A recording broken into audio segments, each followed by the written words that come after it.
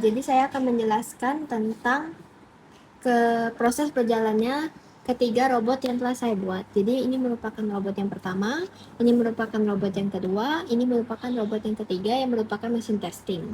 Jadi di robot pertama ini, robot akan menerima event trigger dari Gmail yang bersubjekkan list pengiriman, dan robot akan menjalankan proses yang telah ada.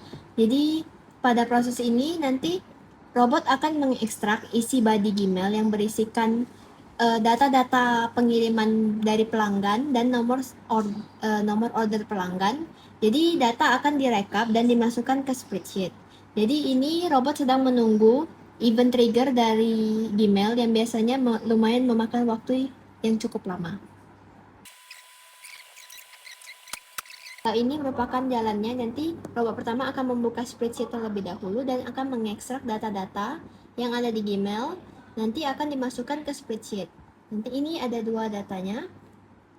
Nanti robot pertama akan mengirim queues ke robot kedua dan akan jalan di jurnal Mercari dan akan memasukkan kredensial yang telah dimasukkan di aset. Ini robot akan menuju ke menu pesanan dan akan mencari nomor order yang telah dikirimkan melalui queues tadi dari robot yang pertama. Jadi, robot akan mengubah sales order tersebut menjadi invoice atau faktur.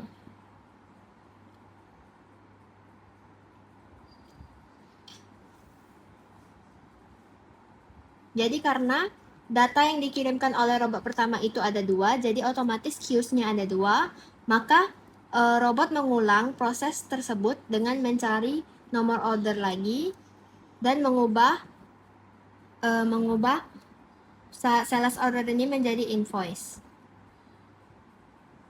Nanti robot akan meng-get text nomor transaksi atau nomor invoice ini dan akan dikirimkan ke queues untuk menjalankan robot yang ketiga.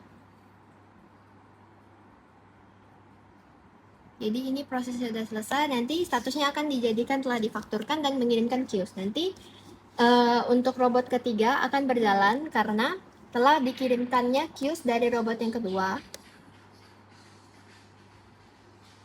Ini jadi robot kedua akan mengubah status tersebut menjadi telah dikirimkan ke owner. Jadi data-data tersebut akan dikirimkan, data-data yang telah kita ubah tadi sesuai dengan yang kita kirimkan dari robot yang pertama akan dikirimkan ke Outlook owner melalui Outlook. Jadi robot otomatis mengirimkan data-data pengiriman yang telah kita rekap hari ini ke owner melalui Outlook. Jadi ini merupakan Outlook yang telah dikirimkan, jadi telah berhasil. Maka spreadsheet akan berubah menjadi telah dikirimkan ke owner. Itu merupakan proses perjalanannya dari ketiga robot yang telah kami buat. Berikutnya kami akan menjelaskan proses pembuatan dari ketiga robot yang telah kami buat melalui UiPath Studio. Halo, di sini saya akan menjelaskan proses robot pertama, yaitu mengambil data dari email masuk dan masukkan ke spreadsheet. Pertama, di waktu initialization, di sini untuk men-setting config yang ada. Di sini untuk queue foldernya dinamakan penjualan, lalu di queue name dan sales order queue. Lalu untuk nantinya untuk membuka spreadsheet di aset dinamakan spreadsheet link dan di penjualan orkestratornya. Lalu di ini kami mengedit di bagian init application workflow. Di sini akan workflow, lalu membuat sequence. Di sini mengindicate untuk membuka spreadsheet yang disetting opennya menjadi always. Di sini spreadsheet link seperti yang sudah disetting di awal tadi. Lalu untuk proses selanjutnya langsung proses transaction, karena ini untuk mengirim view.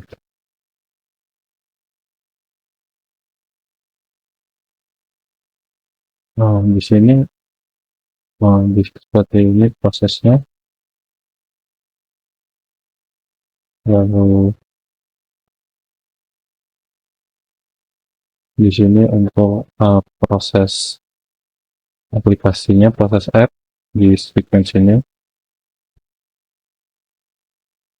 Di sini mengambil data email yang masuk.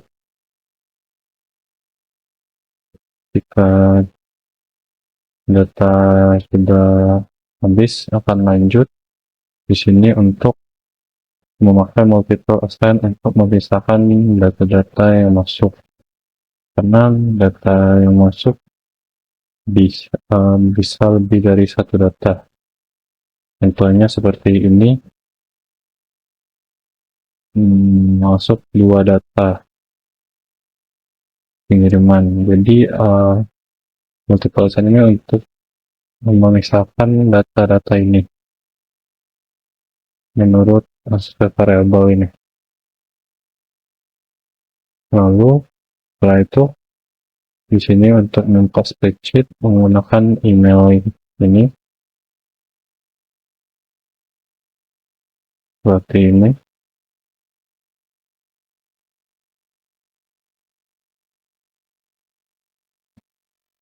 Lalu setelah itu kita lanjut ke end process. Di sini proses yang menutup dari proses robot tersebut. Ini di sequence baru. Ini untuk indicate menutup spreadsheet tersebut, yang di close-nya menjadi always dan open-nya jadi never.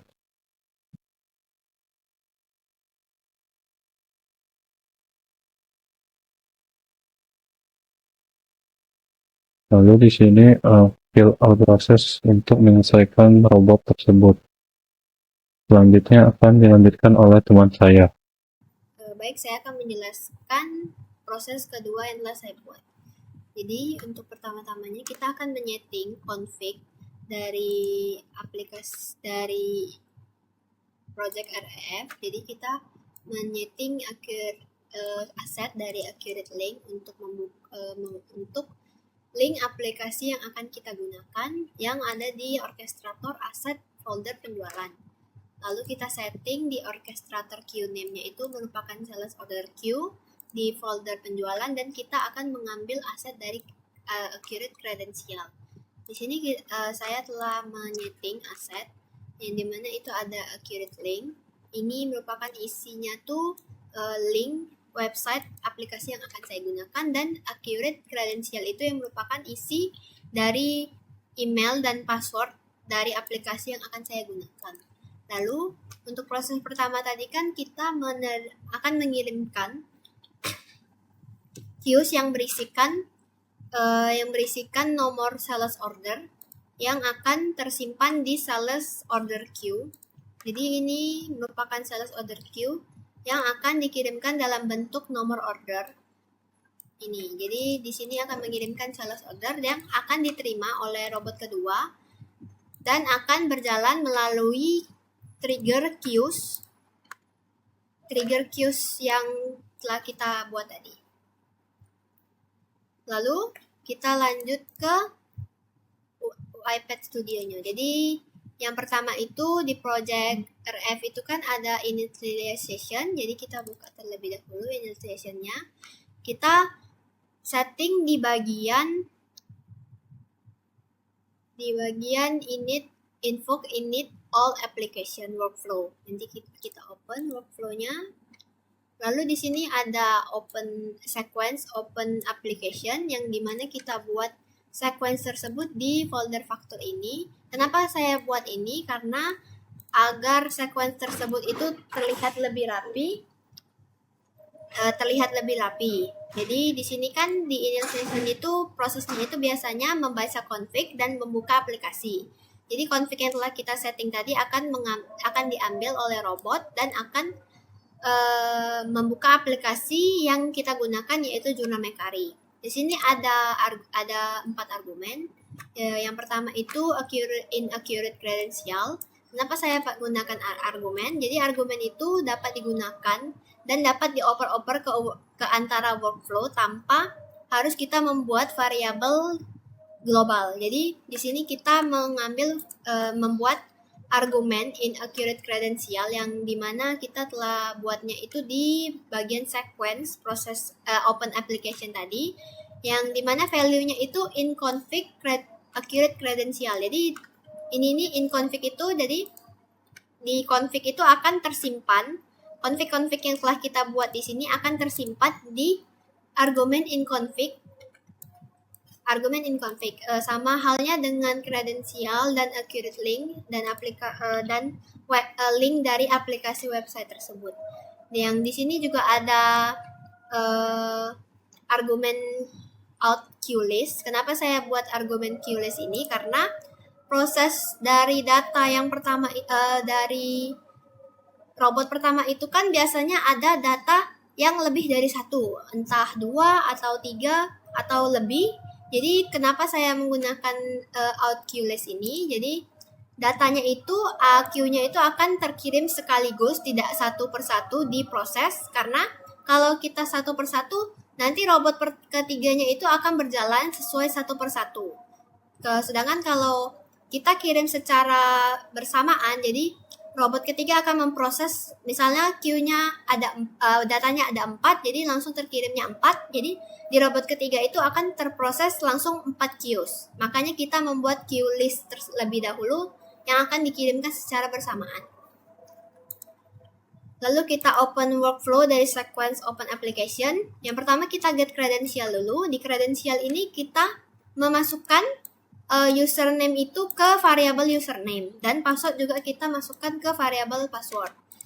Lalu kita mengindicate aplikasi dari Jurnal Mekari tersebut yang kita masukkan browser URL-nya itu yang kita baca dari config tersebut, yang dari config yang kita telah baca di depan tadi, dan kita masukkan ke argumen inaccurate link. Jadi di sini nanti optionnya kita setting jadi close-nya never karena kita ingin membuka aplikasi, dan open-nya itu always. Lalu kita akan mengindicate di kolom email atau username, nanti kita type itu variabel username yang telah kita simpan, yang kita dapatkan dari get credential tadi.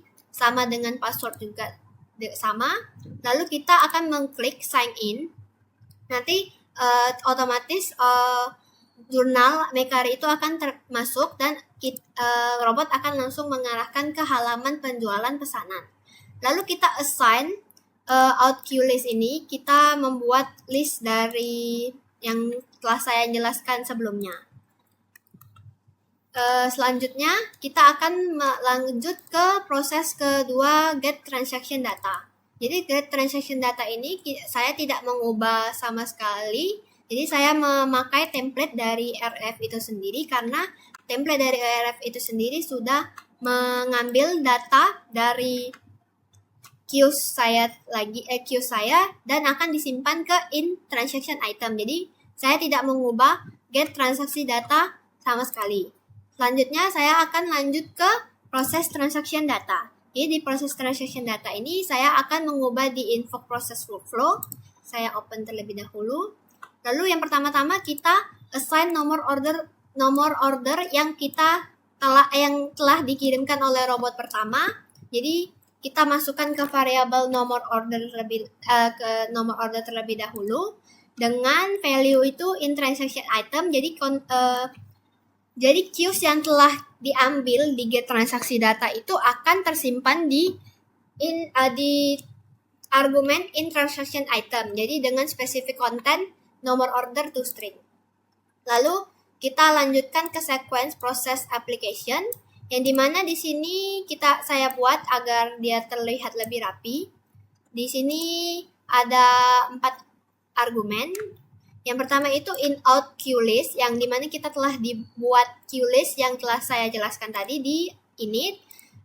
untuk nomor faktor karena habis robot kedua ini kita kan akan mengirimkan nomor faktor ke robot ketiga. Jadi makanya saya menggunakan out dan argumen in nomor order yang dimana saya akan memasukkan nomor order yang telah saya assign tadi dengan value nomor order yang telah ini dan value yang telah saya buat tadi, dan ini value-nya QList. Lalu kita lanjut ke sequence process application. Di sequence process application ini yang pertama-tama kita indicate terlebih dahulu aplikasi jurnalnya. Lalu kita akan tadi kan kita sudah di awal itu sudah langsung ke halaman pesanan. Jadi kita langsung scroll ke halaman tersebut sampai kita menemukan tombol tindakan ini. Lalu robot akan mengklik kolom pencarian dan akan menulis in nomor order. Jadi nomor order yang telah kita simpan di argumen tersebut akan otomatis ketik oleh robot sesuai dengan nomor order yang telah kita simpan tadi. Lalu robot akan membuka sales order dan akan mengubah sales order tersebut menjadi faktur dengan mengklik tindakan, membuka dan membuat penagihan dan klik buat. Lalu robot akan meng-get text nomor sales invoice yang telah kita buat tadi dan akan disimpan ke out nomor faktur. Lalu proses akan berjalan lagi ke halaman pesanan lagi. Lalu di sini kita akan mengubah spreadsheet ini yang dimana misalnya ini kan yang awalnya masih nomor fakturnya masih kosong dan statusnya masih menunggu difakturkan. Jadi kita mau mengubah data spreadsheet ini menjadi telah difakturkan sama nomor faktur yang telah kita get text tadi akan masuk ke sini. Jadi kita pertama-tama kita use spreadsheet dulu, lalu kita membaca semua data yang sudah ada di spreadsheet ini dan akan disimpan ke data table DT sales.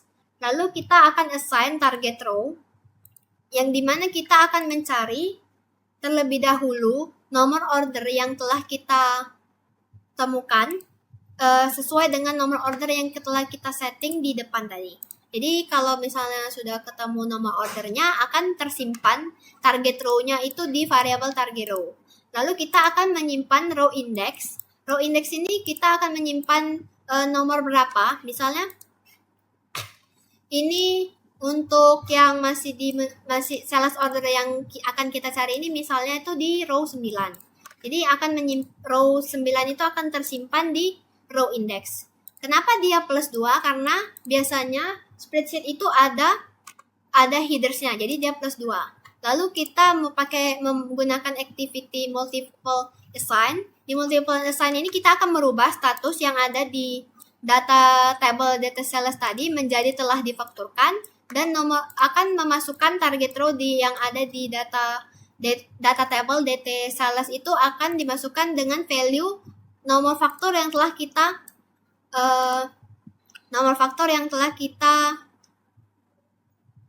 get text tadi. Lalu kita akan write range dari data sales yang telah kita update tadi. Lalu kita akan assign menggunakan temdik-nya. Kenapa saya menggunakan assign temdik ini bukan langsung ke add queue item? Karena seperti yang saya jelaskan tadi, kalau kita misalnya mengirim queues-nya satu persatu, misalnya datanya ada 4, kita kirim satu persatu, maka robot ketiga akan berjalan secara 4 kali. Dan saya membuatnya itu membuat jadi queues-nya itu berjalan langsung terkirim karena kita tadi telah membuat queue list dan akan tersimpan ke temdik dan nomor fakturnya ini akan tersimpan ke temdik dan kita menggunakan invoke method yang dimana kita target objeknya itu dari queue list yang telah kita buat di ini tadi dengan method name-nya add dan collection-nya itu in dan di type-nya itu dictionary, dan value-nya itu dari temdik yang telah kita buat. Lalu selanjutnya saya akan menjelaskan di bagian end process. Jadi di end process ini kita akan mengubah di info close all application. Di info close all application ini kita membuat sequence close all application karena agar lebih rapi. Jadi di sini tadi kan kita telah membuat queue list, misalnya datanya ada 4. Kenapa saya pakai for each? Karena misalnya kalau ada misalnya data table itu di queue listnya itu ada 4, maka dia akan mengirim queue-nya itu secara 4 kali. Jadi ini nomor faktornya. Ini akan terkirim nomor faktor yang kita ambil dari dictionary in queue list tadi. Lalu kita akan menutup aplikasi jurnal yang telah kita buka tadi dengan option close always, open never. Lalu saya akan menyeting di bagian kill all process ini. Di kill all process ini saya membuat sequence force close yang dimana ini nih isinya itu untuk kill proses. Jadi proses yang ada di sales order queue tadi akan selesai dan proses robot yang kedua ini selesai. Selanjutnya teman saya akan menjelaskan proses pembuatan dari proses robot ketiga. Perkenalkan, nama saya Valen Florencia. Di sini saya akan menjelaskan proses dari robot ketiga, di mana robot ketiga ini mengubah kolom status atau kolom G dari telah difakturkan menjadi telah dikirimkan ke owner, melanjutkan proses dari robot kedua. Lalu data yang berubah bakalan direkap dan dikirim ke Outlook owner.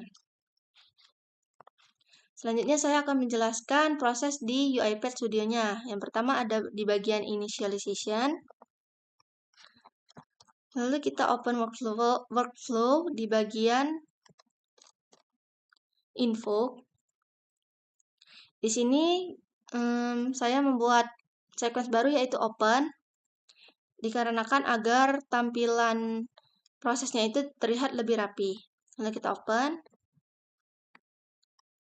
Di sini ada build data table, di mana semua data bakalan disimpan sementara di data table rekapaktur.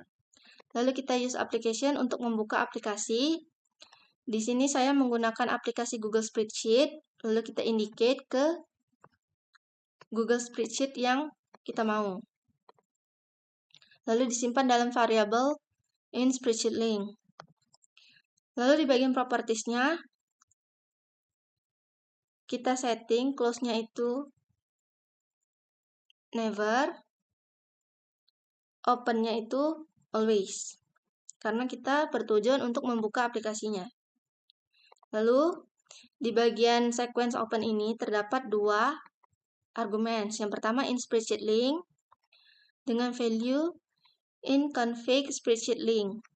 Jadi artinya ini di bagian config itu ada spreadsheet link. Di bagian aset dengan nama spreadsheet link dengan aset spreadsheet link di folder penjualan yang sudah kita buat di orchestrator. Bisa kita lihat di bagian aset ada nama spreadsheet link di folder penjualan.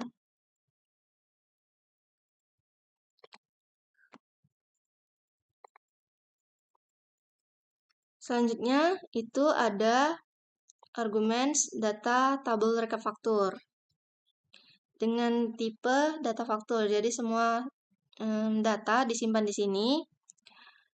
Kenapa memakai argumen? Biar data yang direkap bisa dioper antar workflow tanpa menggunakan variabel global. Selanjutnya, kita ke bagian get transaction data. Di bagian ini nggak ada proses yang ditambahin atau dikurangin karena datanya sudah diambil dari queues yang udah dibuat.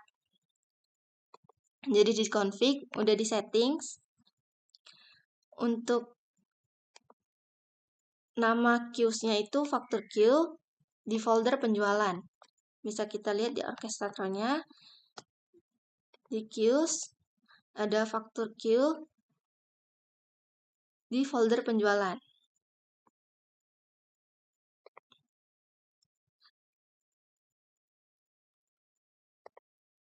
Selanjutnya kita ke bagian proses transaction.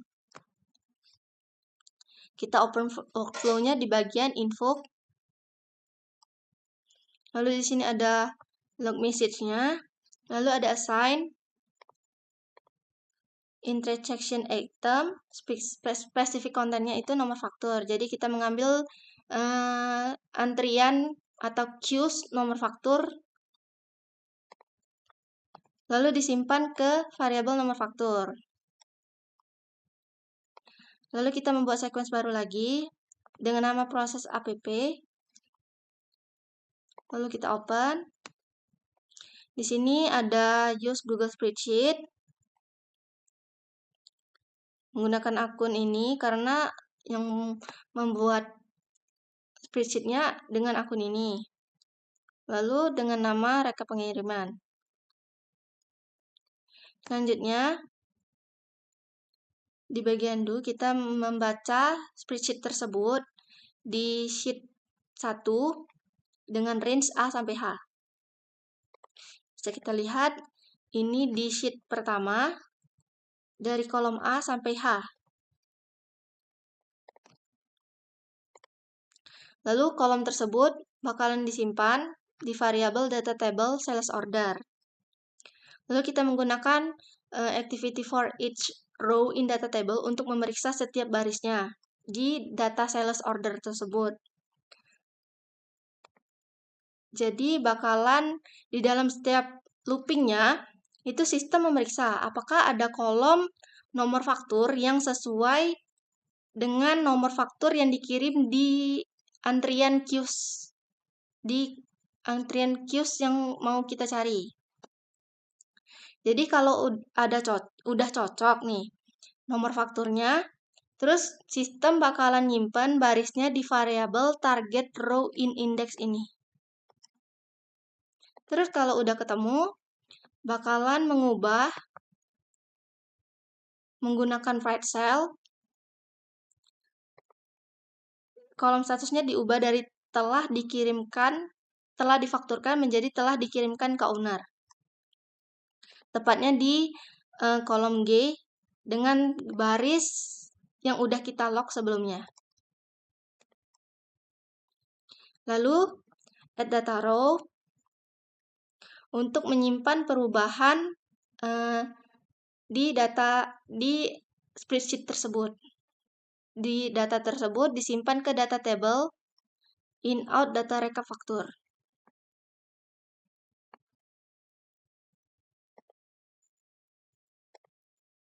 Selanjutnya, yang terakhir ada di end process.